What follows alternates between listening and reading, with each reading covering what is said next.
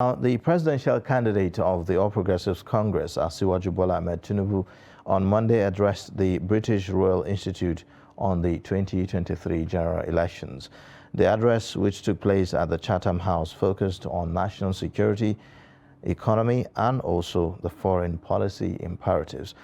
We'll take a look at excerpts from that outing. Our youths are part of today, but they are the greatest asset for tomorrow. We need to prepare them from now, from our all-inclusive government. The youth has been part of that. Yes, the education system is to change. We overhaul it. Tinker with some areas that with the philosophy that no one will be left behind. There be student loan for all the students. We are going to reform the Almajiri system.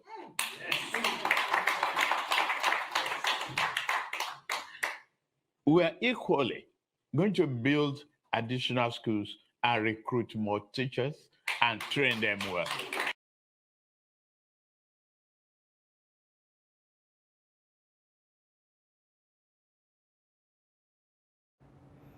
Well, there you have it, the APC presidential candidate Bola Tinubu at the Chatham House yesterday, where he gave address there about what he intends to do when he becomes president of Nigeria. Now, we have two APC members in the studio right now with us, Honorable Danjuma Mohammed and Comrade Musa Ali Otigba, who joined to give us perspectives and more insight, and also perhaps talk about the reactions that have trailed to this outing by Bola Tinubu. Thank you so much, gentlemen, for coming. Thank you for having us. Thank you very much for having us. Thank you. All right, well, let me start with you, Honorable Danjuma.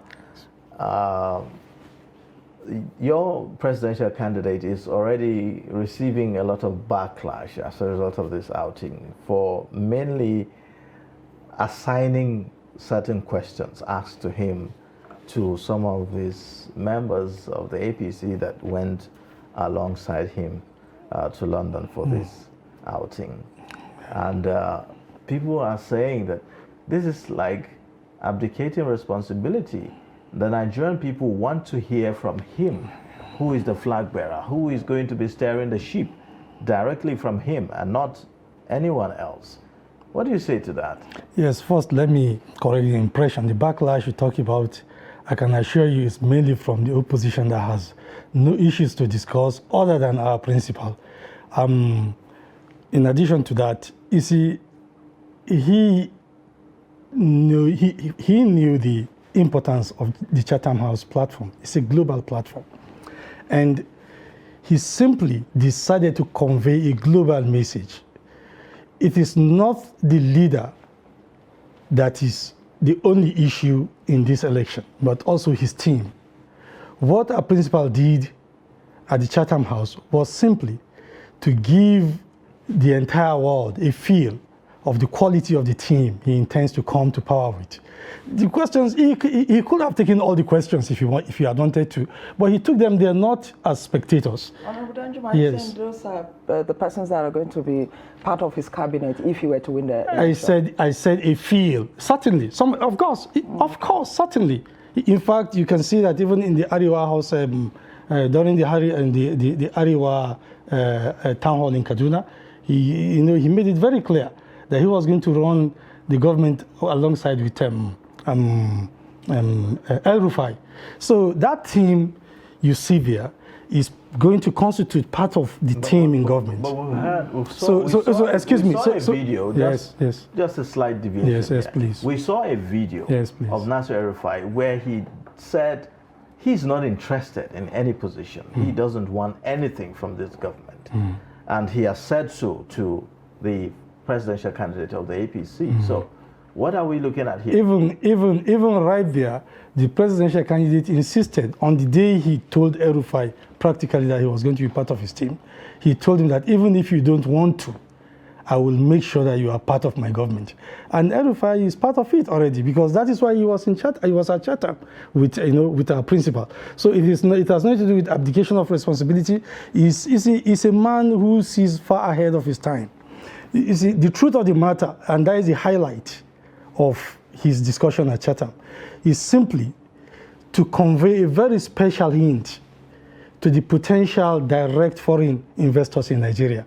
Hear that he said they should brace up for a Nigerian economy where, that will be solely driven by private capital. I mean, that is the highlight of that discussion there. Honorable Danjuma, Yes. let's still go back to the fact that he asked some persons to answer the questions that were put to him. Yes, please. We have had a scenario in this country where somebody won an election and people demanded of him a certain thing that was promised by his party during the campaigns.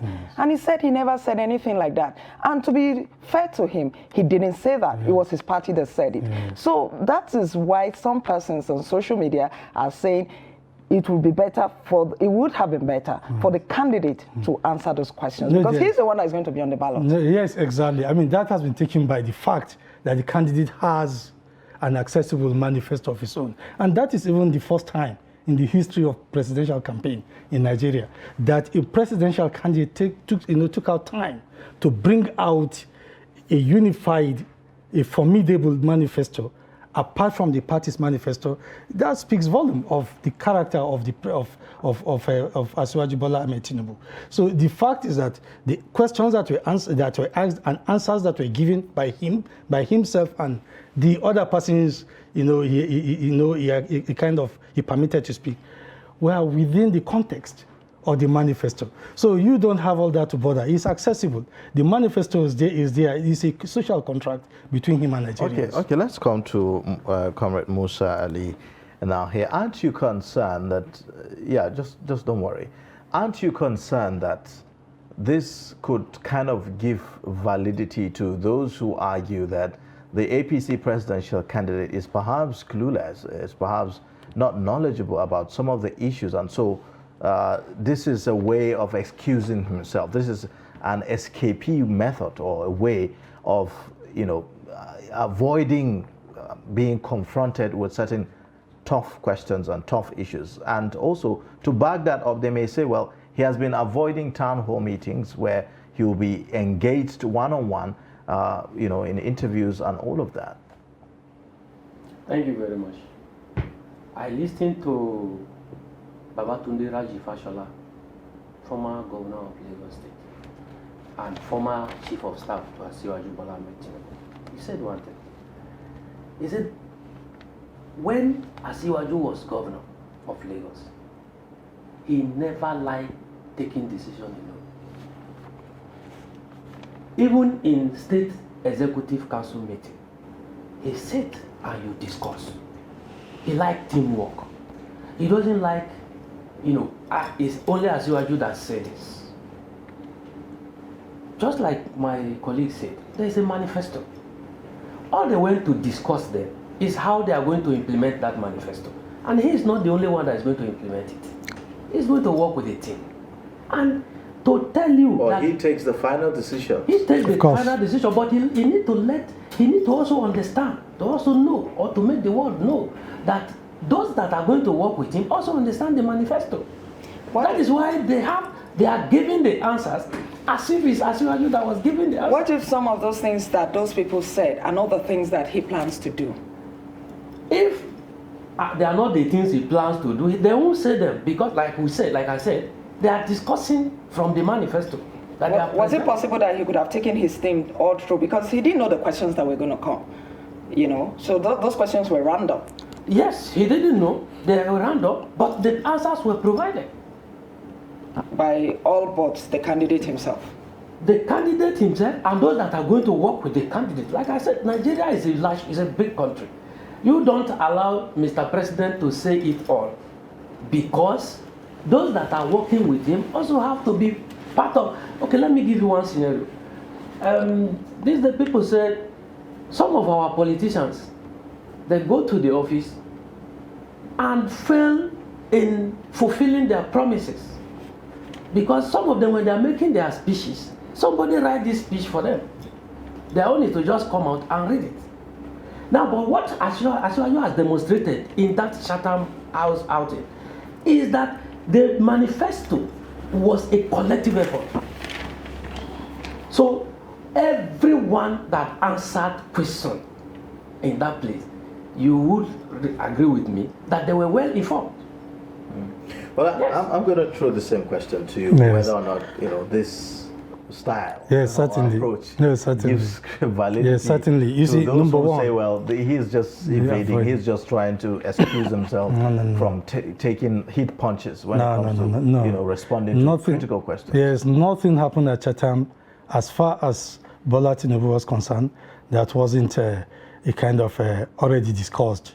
They knew. They were not surprised by the questions, by the fact that he asked them to take, to take some of these questions. Like I told you, But he's a man. again, the critics, they the planned critics, it. Yeah, the but the critics. critics will say that, I mean, we've said it. He Yes. has no clue of what to say. No, he no, doesn't no, no. like appearing on No, national no, TV no. for town hall meetings, for Excuse live me. debates, and for live interviews. Excuse he me. doesn't want Yes, to do yes, that. yes. And I'm still going to clear the air on that. The truth of the matter is that Bola Tinubu introduced town hall meeting as part of presidential campaign. It was never done before. The town hall meeting, the one he did not attend because the objectivity, the neutrality, the perspicacity of of those who kind of arranged for that town hall was in doubt. I mean, they failed. That is, you're talking about. Let me be specific. The Arise town hall. The Arise town hall failed to meet with our basic, measurement of, integrity, credibility, neutrality, and objectivity. And they have this history of having smeared our candidate in the past. So, and look at how it turned out. It turned out that they simply excluded the other presidential candidates in the race. But that And- wasn't the reason excuse your me. candidate gave. No, Your candidate no, said it's I'm- because he's marketable and he sees it as an opportunity. They want to use him to make money. That was the reason No, your of course, no, candidate gave. no. But that has been on because, like I said, the opposition, specifically the PDP and the Labour Party, have little to tell Nigerians about what they intend to do differently as far as the challenges at hand are concerned from what the APC government is already doing. Our candidate is the only presidential candidate that is acknowledging the fact that generating electricity, hitting the mark of 25,000 to 30,000 megawatts, needs to build up on what has been done. The others don't want to, the others don't want to accept this reality All right. because they know that there will be the word continuity in it. Okay, so the same thing, the talk about- agriculture. let's talk about continuity here. Okay, very good. The 2023 election is more like a referendum for the current administration, the APC, and your candidate has, kept on saying that they are going to consolidate on what the current administration is doing, which you have corroborated here. So, but do you think that that is going to stand in the favor of your candidate, especially if you look at the fact that many Nigerians are not pleased with the current administration? If you look at the numbers, I mean, the last time, by the statistics rolled out by the government itself, 133 million Nigerians are multidimensionally poor. So, what do you say to that? Well, whether Nigerians are pleased with the government or they are not pleased with the government is a continued process. There must be continued. Is he going to say, I'm going to do, to start from 2015, when Buhari came to power? No. He is going to continue from whatever foundation, whatever achievement, or whatever that has happened under the Buhari administration. He is going to continue from there. Where they need to make amends, we'll make amends. But why should Nigerians trust that you are going to do as you are saying you are going to do now? Now, taking away from the contributions of Nasser Rufai, and Dele Alekia, I believe. They said something in the line of increasing the size of our security personnel. We have an APC government that has been battling insecurity since it came to power. This is 8 years. So how is it that we have not seen that increase in the size of our security personnel till date, and now we are hearing that as a promise for another government that is coming in? Thank you. One reason why we should be trusted is that this is Asiwaju Bola Ahmed Tinubu talking. But as a follow-up to that, as a follow-up, he's a leader. He's a leader of the party right now. So we believe that he has a voice, and he would have given advice in the past 8 years. And he's not going to be using different words. And it's not exactly you use so. that word. Yes, yes. You use that word advice. Yes. He's not the president. He can advise. Okay? Whether the advice was taken or not taken, or whether he advised, that's not what we don't know about that. But what we are saying is that this is Asiwaju Ahmed Bola Tinubu, a different person from President Muhammadu Buhari. But even at that, talking about security, if Nigerians should be fair to this government, Buhari has tried. Only God knows what would have happened. You and I, when we were here in Nigeria, where United Nations House was bombed, where, what do you call this plaza in a Wuse? Abacha Barracks. Abacha Barracks? Is it what they call that plaza? Was bombed. Even in Nyanya.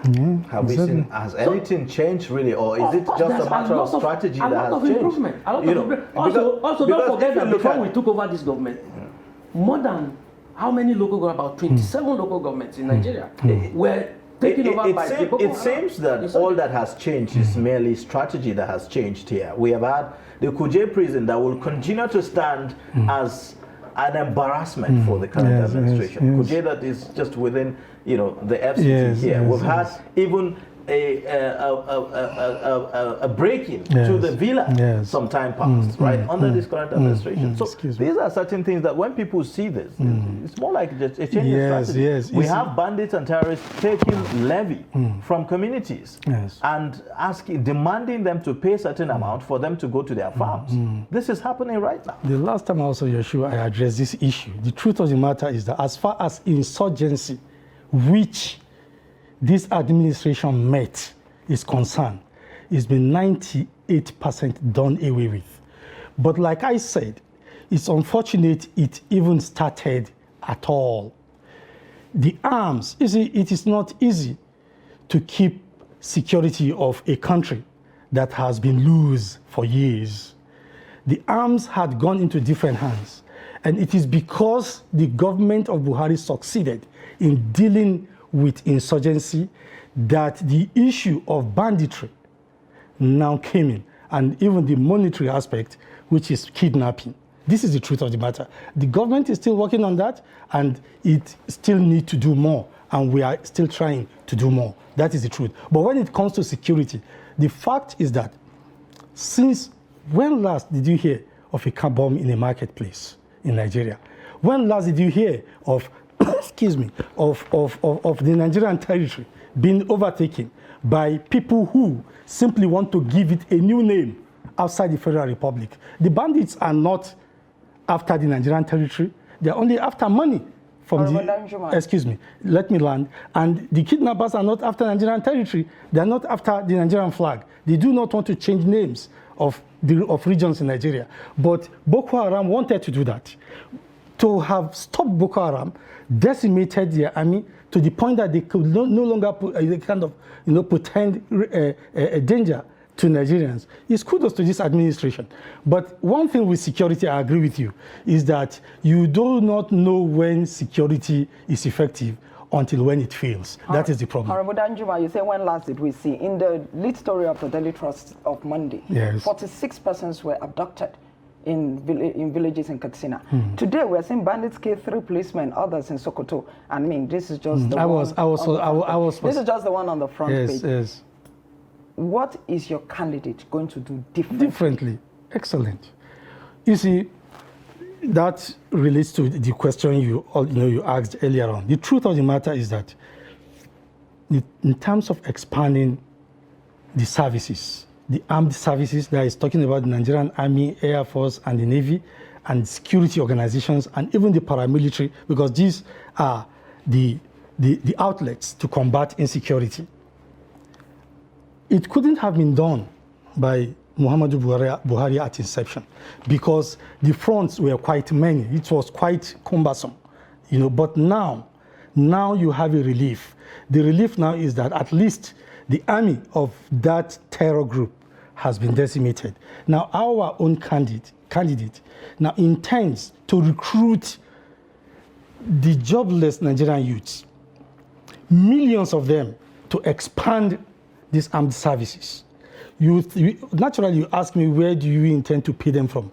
Yes, that is left to us to do. And that is where this restructuring of the economy, which is contained in his manifesto. Okay. Comes in. You talk about, Boko Haram terrorists decimated, but can we really make that distinction between bandits and the terrorists that we're talking about here? Yes. Because the last I checked, they are hoisting flags. The governor of Niger State has said that. They are hoisting flags in communities, chasing people out, and taking their wives, taking their children, raping, and demanding them to pay large sums of money, in millions, for them to live in those communities in form of taxes, or they pay for them to be protected so that they can go to their farms and all of that. Do you really see that as different from what the Northeast experienced? Well, we are not saying that the government has done perfectly well in terms of security. We admit there are still challenges. We agree. But when there are challenges, what do? You go back to drawing table and come up with strategies, more strategies that will help you curtail the challenges. And unfortunately, Buhari is rounding up his tenure. Asiwaju Bola Ahmed Tinubu is coming on board with a new strategy to tackle the challenges. The ones Buhari has done, he will come and improve on it. And I can assure you, that is why he tagged his manifesto, Renewed Hope. There is a renewed hope in Asiwaju Bola Ahmed Tinubu becoming the president of Nigeria, because he's going to do things differently. He's going to improve on whatever the Buhari regime has done that has decimated the Boko Haram insurgency in the Northeast, and sent them to another level. They are on another level now. They call themselves bandits. They are doing it skeletally, and sometimes they come out. But it is not like the way they come out in mass to confront the military before this government, the government of Buhari, took over. All right. Honorable Danjuma, when your candidate was talking like yesterday, he promised to stand firmly against all forms of electoral violence. How is this being communicated to your supporters? Down to the grassroots. How is this being communicated? Because as you know, there's been a lot of attacks, verbal attacks and all of that. No, it is well communicated, because if you look at our own philosophy of campaigns, it's been issue-based.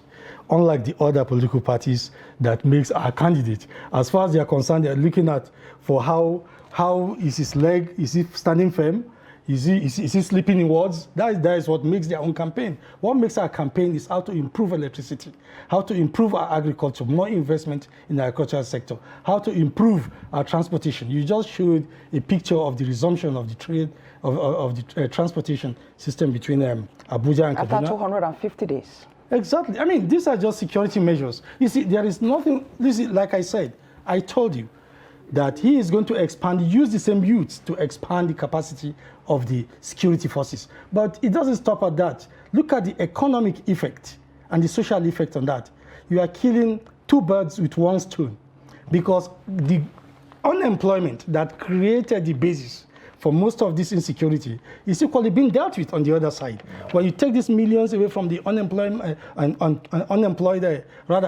market, then you're reducing the capacity of these criminals to recruit more hands to their heinous crimes. All right, thank you so much for coming on the show. Unfortunately, we don't have all the time to talk about the issues, but we look forward to having you again on the program to talk more. Thank you so much, Honorable Danjuma Mohammed and Comrade Musa Ali Otigba, members of the All Progressives Congress. Thank you very much.